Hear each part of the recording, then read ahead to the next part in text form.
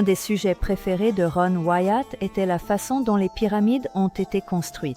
Son intérêt s'est accru lorsqu'il a appris qu'Imhotep était l'architecte de la première pyramide, ainsi que le premier à utiliser des colonnes de pierre. Dans notre vidéo sur Joseph, vous pouvez voir toutes les preuves qui montrent qu'Imhotep était le Joseph biblique des 7 années d'abondance et des 7 années de famine, ainsi que l'un des enfants de Jacob, dont le nom a été changé par Dieu en Israël.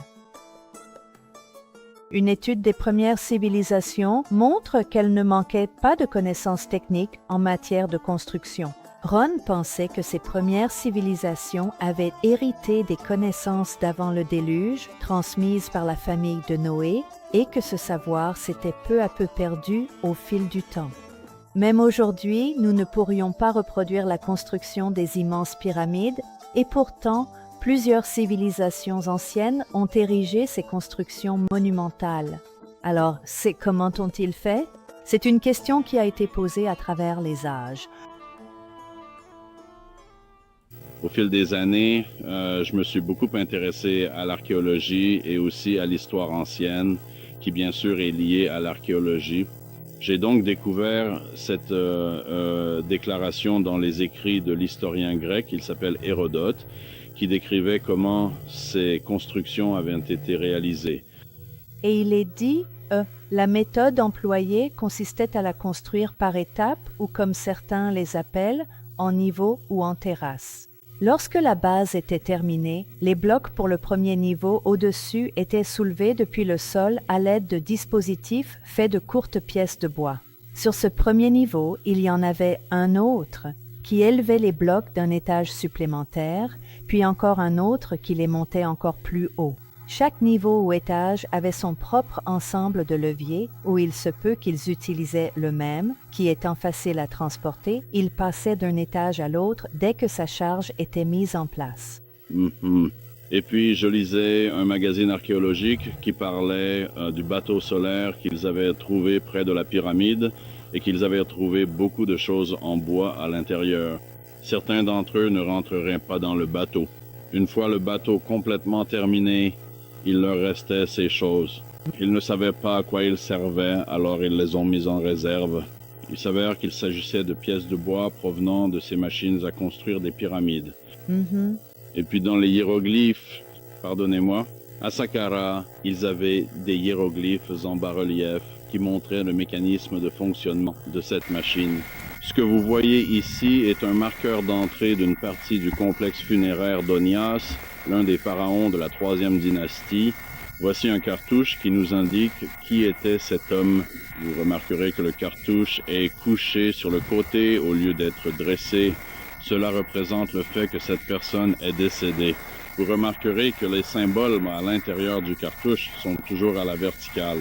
Maintenant, ces éléments représentent l'une des nombreuses divinités d'Égypte, donc elle ne meurt pas. Seul l'homme lui-même meurt et ses symboles se transmettent au pharaon suivant dans la lignée. Ce que nous avons ici, en lisant de droite à gauche, c'est Onias est mort. Nous avons la bêche qui symbolise le fait qu'ils l'ont enterré. Et puis nous avons les symboles des machines de construction des pyramides, et cela signifie aussi construire. On le retrouve devant les symboles des temples et ce genre de choses. Et ensuite, nous avons une pyramide qui, bien sûr, représente le tombeau. Ici sont représentées les offrandes qui sont présentées au pharaon défunt pour l'entretenir dans l'au-delà.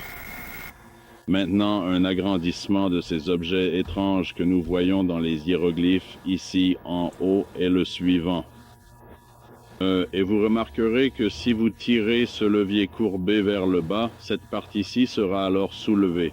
Très bien. Maintenant, en tant que glyphe, nous verrons qu'il ne s'agit que de la partie droite de ce glyphe. Et si, dans votre imagination, vous placez une autre image miroir symétrique de cet objet, alors vous obtenez un mécanisme de levage. Maintenant, Hérodote, le père de l'histoire, un historien grec qui a voyagé avec l'armée perse et de son propre chef dans l'Antiquité, affirme dans son livre que les pyramides ont été construites par étapes ou par niveaux différents et que les Égyptiens utilisaient un dispositif fait de courtes pièces de bois qui permettait de soulever les pierres d'un niveau à l'autre. Donc, si nous plaçons ce dispositif au sol, puis un autre à un niveau supérieur, et bien sûr, nous pouvons les disposer comme nécessaire le long de la face de la pyramide le treuil peut être actionné et la pierre soulevée, et bien sûr, elle est hissée puis déplacée vers une machine en position basse, puis de nouveau soulevée et déplacée vers une autre machine. Et grâce à cette méthode, la pierre peut être hissée aussi haut que nécessaire le long de la face de la pyramide. Nous avons discuté de cela avec plusieurs personnes qui se sont demandé si ce dispositif pourrait effectivement soulever une charge assez lourde. Nous avons donc construit une grande variété de cette machine. Ici, nous avons simplement installé 3 ensembles de leviers, ce qui va démontrer qu'il ne faut pas énormément de leviers ou d'ensemble de leviers pour soulever une charge assez lourde. Nous avons ici une voiture compacte qui correspond approximativement au poids moyen d'une pierre des pyramides. Nous allons donc à présent tenter de soulever cette voiture avec une grande prudence et une attention particulière.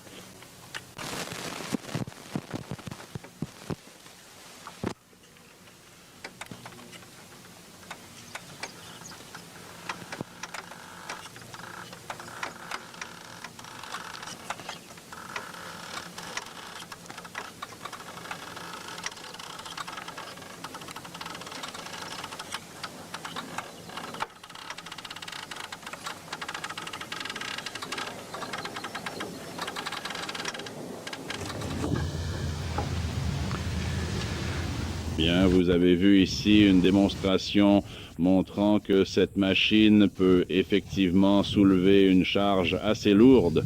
Un ingénieur à qui j'ai demandé de faire une petite étude à ce sujet et de me donner une idée des capacités maximales d'une telle machine m'a dit qu'il serait possible de soulever 500 tonnes à 18 mètres de hauteur avec une machine construite en bois. En plus des hiéroglyphes et de la description dans les histoires d'Hérodote sur la façon dont ces grands monuments ont été construits, nous avons trouvé autour de la base de la pyramide des trous dans la pierre. Or, ces trous sont à la distance adéquate pour ancrer les machines qui étaient utilisées pour hisser les pierres le long des côtés des pyramides. Il y a un groupe de ces trous dans cette zone particulière et la machine à levage multiple était ancrée ici et plus au sud de cette zone. C'est ici que les pierres pour la chambre funéraire elle-même étaient hissées. C'est aussi là que pour les différents niveaux, les pierres en escalier étaient mises en place.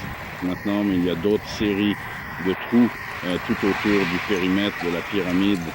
C'est là que les machines pour les pierres secondaires étaient ancrées.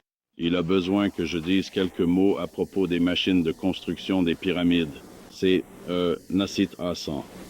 Il est le directeur des antiquités en Égypte et il va vous donner une idée de ce qu'il pense à propos de tout cela, sur la façon dont les pyramides ont été construites.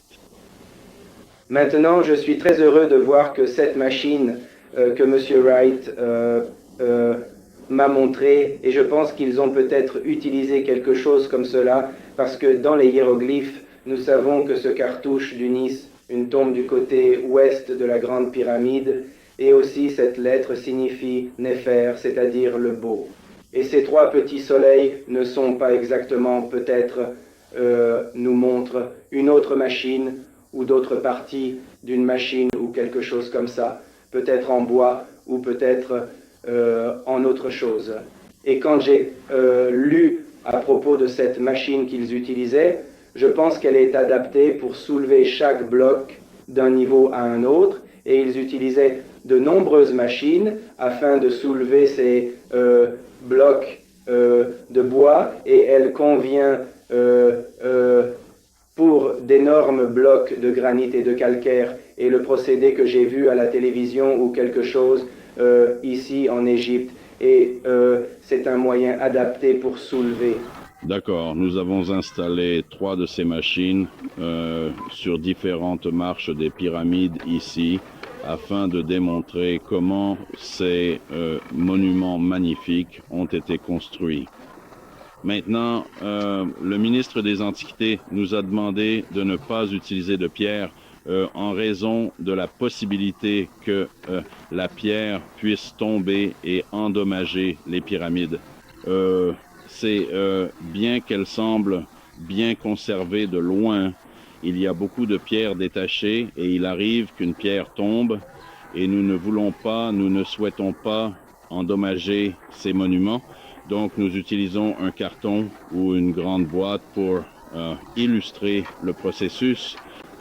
Donc si vous regardez attentivement, ils ont habilement abaissé la toute première machine ou plus précisément la machine la plus basse en position stable et ils soulèvent ensuite la pierre ou dans ce cas précis le carton jusqu'à la hauteur maximale et optimale de cette machine spécifique. Maintenant, bien sûr, lorsque les pyramides étaient neuves, il n'y avait pas les pierres irrégulières placées autour de la structure pour gêner. Et donc, les choses étaient beaucoup plus faciles. À ce moment précis, avec ces pierres qui gênent, cela rend plus difficile d'obtenir une idée précise de la façon dont ils ont accompli cela. Maintenant, ils déplacent le carton vers la machine suivante. Maintenant, nous pensons qu'ils utilisaient un dispositif de treuil qui était placé au sommet de la machine de la deuxième et de la troisième machine et que cette boucle de corde était lancée par-dessus la pierre. Et en utilisant du sable sous la pierre, ils pouvaient la faire glisser jusqu'à la machine qui se trouvait derrière et la monter à l'étape suivante. Maintenant, ce procédé correspond à la description d'Hérodote et du fait qu'il n'a pu voir qu'un hiéroglyphe, il les a décrits comme un dispositif. Maintenant, lorsque nous arrivons au sommet de cette deuxième machine, bien sûr, vous voyez qu'il y a une troisième machine qui pourrait être descendue et la pierre placée dessus pourrait être montée plus haut.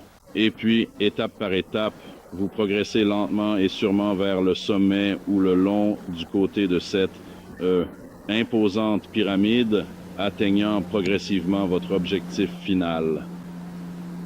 Et comme vous pouvez le voir à l'heure actuelle, vous ne voudriez pas vous aventurer trop loin sur le côté avec ces machines, car vous auriez assurément des ennuis. Et plusieurs personnes sont déjà tombées à la mort en essayant d'escalader ces pierres, car beaucoup d'entre elles sont instables à cause de l'érosion et du fait que les pierres qui les soutenaient se sont effondrées. Mais ces machines pouvaient être fixées les unes aux autres et elles pouvaient être attachées par des cordes, les machines du haut, à tel point qu'il était impossible ou presque impossible qu'un accident grave se produise. Alors, lorsqu'ils atteignaient le sommet de la pyramide, ils commençaient à remplir les marches avec des pierres taillées spécialement à cet effet. Et il s'agissait bien sûr de pierres plus dures qui empêchaient l'eau de s'infiltrer et d'éroder les côtés de la pyramide, ce qui, bien entendu, est ce qui s'est produit à ce stade.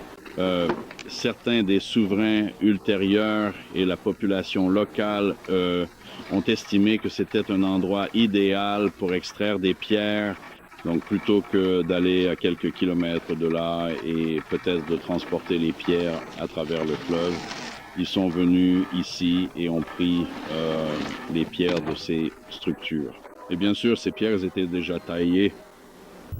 Avant l'expérience de Joseph là-bas, dans l'histoire racontée dans la Bible à propos de lui, de la famine, de ses rêves et tout cela, l'Égypte était un ensemble de cités-États avec très peu, voire aucune affiliation politique. Et quand la famine a pris fin, et pendant ces 7 années, durant ces 7 années, ce pharaon Djoser est devenu l'individu le plus riche du monde parce que cette famine s'est étendue jusqu'en Canaan. Comme vous le savez, Jacob a dû envoyer ses fils là-bas pour chercher de la nourriture. Et donc, de toute façon, soudainement, cet homme avait juste beaucoup d'or et tout le reste. Et il semble qu'il voulait être immortalisé, vous savez, dans la pierre. Beaucoup de gens font ça aujourd'hui. Ils construisent de grands bâtiments et ce genre de choses. Quoi qu'il en soit, il est allé voir Imhotep. Il a été chargé de construire un mémorial qui durerait et perpétuerait ou immortaliserait la mémoire de ce Djoser. Ron n'essayait pas de comprendre comment les pyramides avaient été construites. Il avait étudié l'histoire ancienne et connaissait ce qu'Hérodote avait écrit lorsqu'il s'est rendu pour la première fois en Égypte pour voir la pyramide à degrés. Lorsqu'il a vu le hiéroglyphe sur la tombe d'Onias, Dieu lui en a révélé l'interprétation. Tout comme Dieu avait donné à Joseph l'interprétation du rêve du pharaon, je crois sans aucun doute qu'il a donné à Ron une compréhension de la même manière et lui a montré comment les pyramides avaient été construites.